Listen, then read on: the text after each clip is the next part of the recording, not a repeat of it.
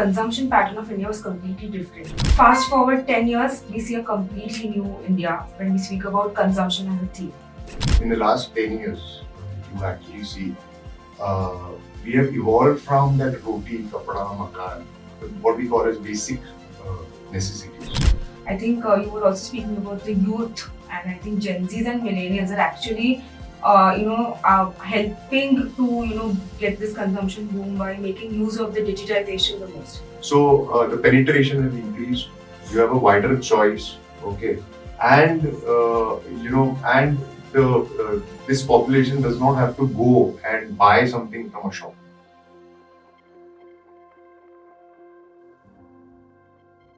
First of all, wishing each and everyone a very happy and prosperous Diwali. Today we are spotlighting one of the most exhilarating narratives, India's consumption story.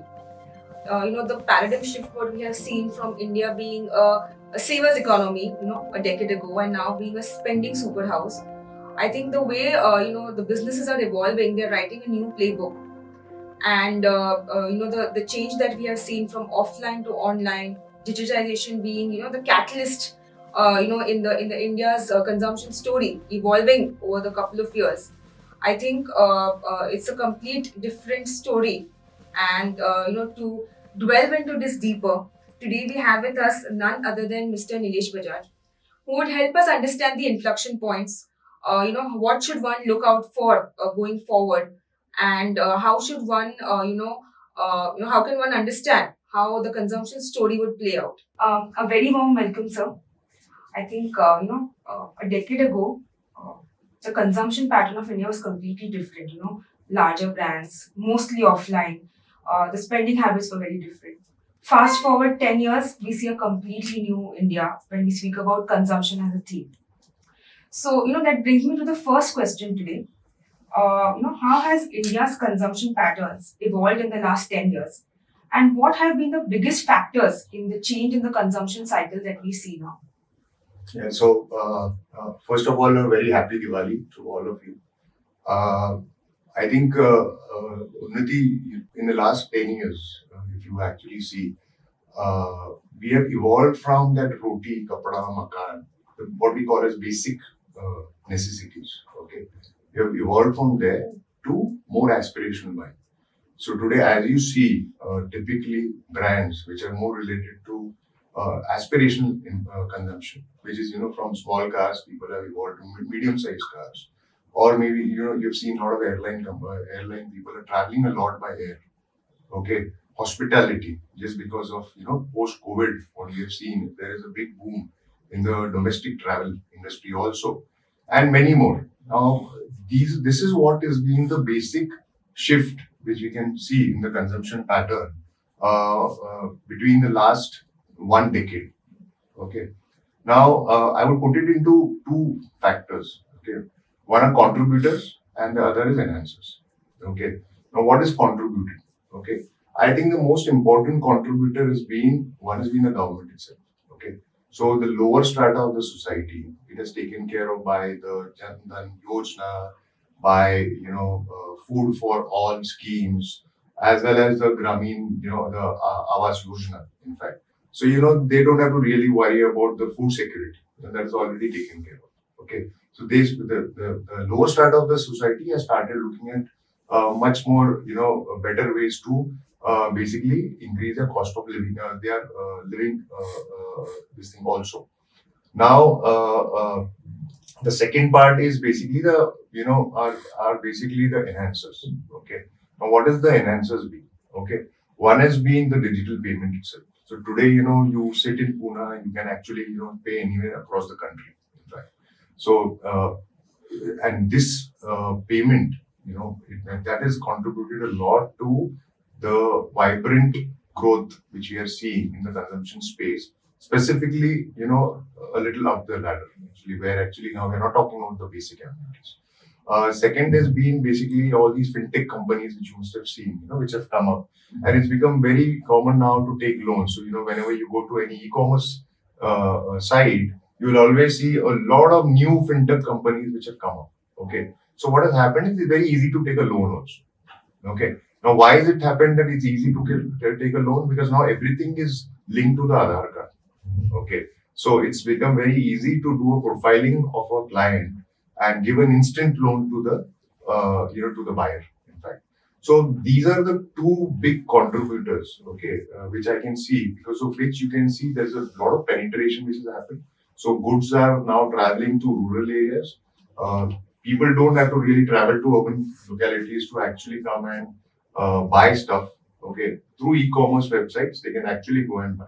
So I think this is the most important contributor, which has led to this large consumption boom which we are seeing in India. In fact, now the most important thing, and this has been their privilege. So I thought I'll first tell you something which has happened in the last 10 years.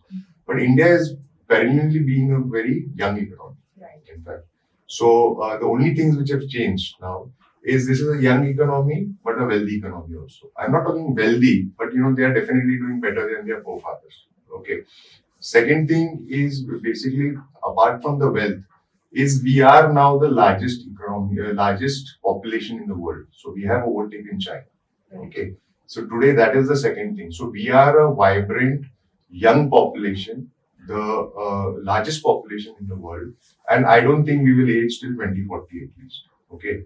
So the thing is, we have a young population which does not seem to age till 2040. So there is a good 15 years from now, as we start seeing, that aging will come in India, in fact. And this all is going to contribute to the future growth in consumption also. Right, right. No, I think this seismic shift what we are seeing, from the brick and mortar models to the online, where the digitalization has helped to enhance the consumption cycle. I think you were also speaking about the youth, and I think Gen Zs and millennials are actually, helping to, get this consumption boom by making use of the digitization the most. So, that brings me to the next question. How are millennials and Gen Zs shaping the way India consumes goods and services today? I'll put it in a different way actually. I'll put it in pre 1991, which is the liberalization. In 1991, the great liberalization happened. In fact, before that there was a license Raj. Okay, so pre 1991 was a savers economy. Okay, reason, because there was not too much. You didn't have a choice what to buy. You had basically the license Raj, so goods were also limited. Okay, be manufactured. On top of it, the income levels were also lower. In fact, post 1991 started the big boom. You saw a lot of foreign players who started coming to India. In fact, so post 1991, I term it as the spenders, spending, which is So this is a population where pre 1991 they have been majorly savers. Post 1991 have been spenders. So there, all your Gen Zs, millennials, all these guys fit over actually. Okay, so these are the people who actually have seen, a lot of choice for themselves. They've seen that they had a better, living. Okay, they have actually, their living has been much better. They have than their forefathers, and most important is opportunities. In fact, so as opportunities increase, and as there was more wealth in the hands of people, okay, the spending increased. So I would put it in two ways. Okay, we have shifted from a savers economy, okay, to a spending kind of a population. Okay, second contributor has been the usage of e-commerce. Okay, again, I'm putting a lot of emphasis on e-commerce because you've seen a lot of brands, which were typically not a part of our consumption, are now part of our consumption. Today, you see the FMCG brands, a lot of them, or you see the consumer durables, you see so many different things, clothing brands, okay, which people are, if they have an idea, they're coming up and they're putting it through the e-commerce platforms. In fact, so the penetration has increased. You have a wider choice, okay, and this population does not have to go and buy something from a shop, okay. On a click of a button, they can actually buy whatever they want, okay. So the impulsive buying is also gone, in fact. So this is what has been, I feel, the major difference, between the Gen Zs and the previous generation. Right. So I think that's the paradigm shift what we are seeing, being a savers economy and now being a spending economy. But what also, is one important factor to notice the change in the policies. So, while the goods and services are consumed in a very different way today by the youth, we've seen the income power of people also rising. And with the recent, changes in the taxation slabs and the GST 2.0, spending power will go up because, discretionary spending will go up because affordability will go up due to, spending power increasing.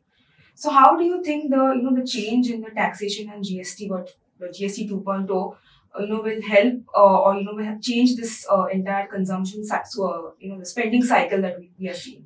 So I think no better time for it to come than today, actually, because we are now entering the festive season. But prior to that, the government has done two things. Okay, so we are talking about GST, but before that, in the budget, they increased the tax slabs to 12 lakh rupees. Okay, so first thing what the government has done is basically by increasing the tax slab, you have more disposable income. Okay, so today you have more spending. Today, okay, if they would have gone and reduced GST, it would have not made a difference. You don't have anything to spend. Okay, so I think that is one thing which the government did in this budget. Okay, where they actually increase the spending power of the people of the population. Second, this GST what happened, and in no better time because we were reeling under this tariff issues which are going on, and and it may go on for a while also. We are entering a festive season. Okay, so it will definitely enhance consumption, and I'm very sure this quarter, starting from October to December, you will see a major shift, a major change happening, where people who had actually will start loosening their purses. In fact, so the government has done actually very rightfully two things. One is basically the purchasing power, where you require money to spend. So that they have given it to the people. Okay. And now they've lowered the cost by cutting GST. So this will definitely make a major impact on the consumption in India's domestic consumption. Right.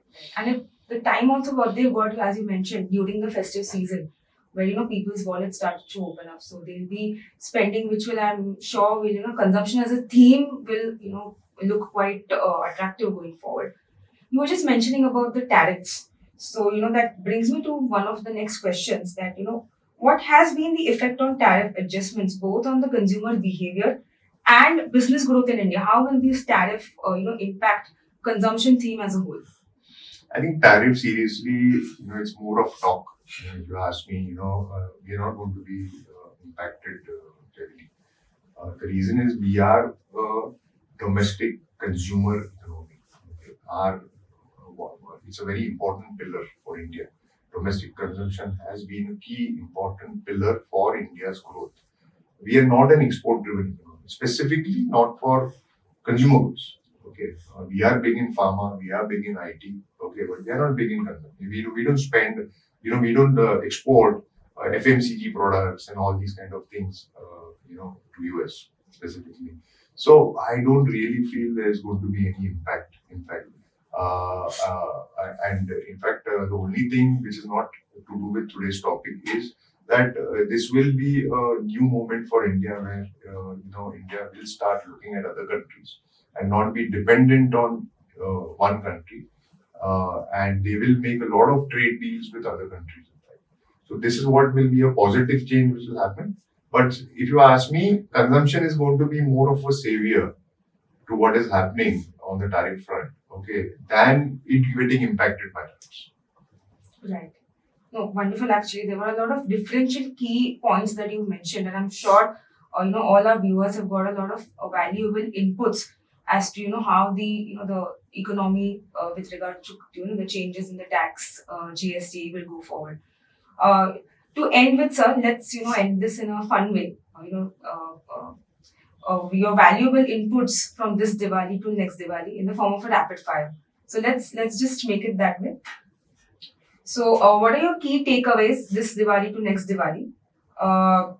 Which investment gives you a steady burst of returns? So, we talk about the anar as a firecracker, which is fountain. So, I think from this Diwali to this next Diwali, I would compare an anar to bonds. Chakri wheel, which financial habit will keep the wealth spinning continuously? So a step up SIP, okay, which I feel is very important in financial planning. Full Jari, what small but impactful financial brightens portfolio instantly? I think it's not only for this to next Diwali, but it is for for life discipline. Agarbatti, which slow growing investment brings steady growth over time? I think that definitely in this scenario, multi-asset strategy. And last but not the least, rockets, which high risk, high reward investment excites you the most? I think today's topic, I think consumption is something which I will definitely bet on from today to next Diwali, actually. In fact, because I think that's what you're seeing, and I feel consumption as a space will do well. In fact. Right. Wonderful. Thank you so much, sir, for your valuable inputs. I'm sure all of us have got a lot of key takeaways this Diwali. What should one watch out for, from this Diwali till next Diwali, and overall also what financial habits one should adhere to. Thank you so much, sir, and wishing you and all our viewers a very happy Diwali. Thank you. Cedrus Wealth Partners, orchestrating distinctive wealth management proficiency since 2007. We deliver transparent, unbiased, and comprehensive investment solutions. Today, we manage more than 3,000 crore rupees in assets, proudly serve over 1,000 families and 3,000 individual investors, and with a team of 26 experienced professionals, we help our clients achieve their financial goals. Our 360 degrees wealth management approach integrates investment planning, risk management, tax optimization, and legacy planning. We focus on the 4 essential pillars of financial planning to create a strong foundation for your financial future. Our advisory process is mutually exclusive and collectively exhaustive. We provide uncomplicated advice. No ULIPs, no NFOs, and no structured products. Our portfolio offerings include managed equity solutions for superior risk-adjusted returns, novel offerings including hidden gems that provide pre-IPO and niche investment opportunities, and alternate investment solutions like private equity, real estate, private capital, and multi-index investment strategy. From humble beginnings in 2007, Cedrus has grown with a commitment to innovation, excellence, and trust. With a global presence in key cities, Cedrus continues to redefine wealth management with innovation and trust. Discover the Cedrus difference. Your financial success is our mission. Contact us today to begin your journey.